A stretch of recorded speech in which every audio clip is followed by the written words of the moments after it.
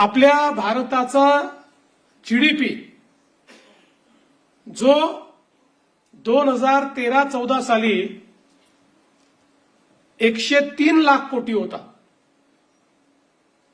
आज तो जीडीपी 357 लाख कोटीपर्यंत पोहोचलाय.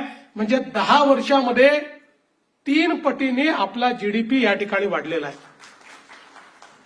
महाराष्ट्राचाच आपण विचार केला तर साधारणपणे 13-14 मध्ये जो महाराष्ट्राचा जीडीपी 13 लाख कोटीचा होता तो आता 54 लाख कोटी रुपयांपर्यंत पोहोचलेला आहे. आणि मला असं वाटतं की ही जी काही एक प्रकारे देशाच्या अर्थव्यवस्थेची वाढ आहे, मोदीजींनी एक महत्वाचा शिफ्ट देशाच्या अर्थकारणात आणला. युपीएच्या सरकारमध्ये मानसिकता अशी होती की आम्ही लोकांकरता योजना तयार करू आणि जे काही आहे ते अनुदानाच्या स्वरूपात लोकांना देऊ, त्याच्यावर लोकांनी जगलं पाहिजे.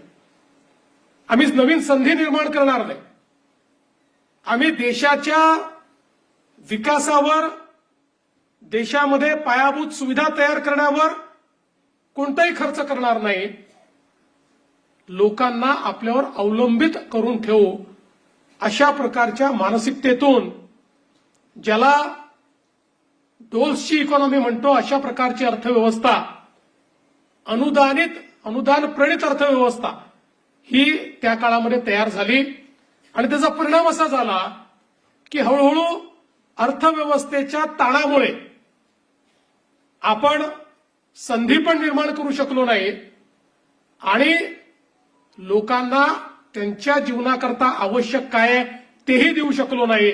परिणामतः इतक्या मोठ्या प्रमाणात देशातल्या गरिबीमध्ये एक मोठी जंप आपण 10 वर्षाच्या युपीएच्या कार्यकाळात पाहिली. मोदीजींनी सांगितलं की आपल्याला अर्थव्यवस्था अशी करावी लागेल की ज्या अर्थव्यवस्थेमध्ये गुंतवणुकीच्या माध्यमातून संधी तयार होईल, त्या संधीच्या माध्यमातून देशाची अर्थव्यवस्था विस्तारित होऊन देशाच्या तिजोरीमध्ये पैसा येईल आणि आलेल्या पैशाचा उपयोग करताना गरीब कल्याणाचा अजेंडा चालवून देशातली गरिबी दूर करून गरिबालाही आपल्या पायावर उभं करण्याचं काम हे देशातलं सरकार करेल.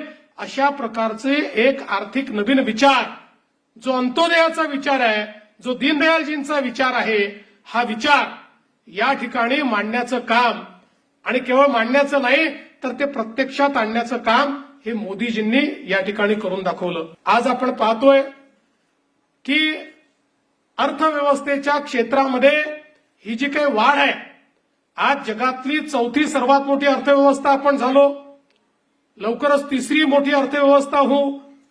हा जो काही विस्तार आहे हा केवळ घोषणांनी झालेला नाही, त्याच्या पाठीमागे एक मोठी विस्तृत स्ट्रॅटेजी, त्याच्या पाठीमागे विकासाचा अजेंडा हा मोदीजींनी उभा केला.